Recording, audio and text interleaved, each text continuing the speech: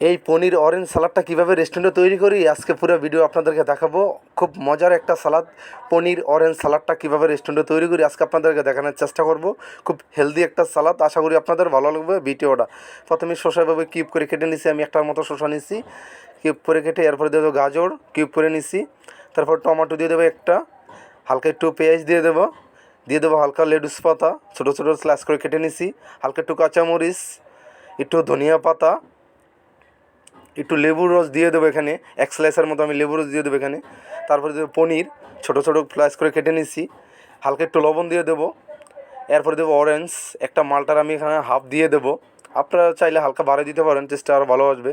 হালকা একটু দিয়ে দেবো ব্ল্যাক পেপার দিয়ে এখন সুন্দরভাবে সালাডটা মাখাই নেব অলিভ অয়েল দিয়ে। আপনারা অবশ্যই অলিভ অয়েলটা দেওয়ার চেষ্টা করবেন, অলিভ অয়েলটা দিলে সালাডটা ফ্লেভার আসবে, খুবই সুন্দর একটা ফ্লেভার আসবে। এখন সালাডটা সুন্দর মাখায় নেব। দেখেন কত সুন্দর একটা সালাদ, খুব হেলদি একটা সালাদ। এই সালাদটা আমার খুব ফেভারিট একটা আইটেম, আশা করি আপনাদের খুব ভালো লাগবে। খাওয়ার পর অবশ্যই আপনারা রিভিউ দিয়ে ফিডব্যাক আমাকে জানাবেন। সবাই ভালো থাকবেন, আর ভিডিওটা ভালো লাগবে অবশ্যই সবাই শেয়ার করে রেখে দিবেন। আপনাদের সাপোর্টে কিন্তু আমি ভিডিও বানাতে উৎসাহ হই।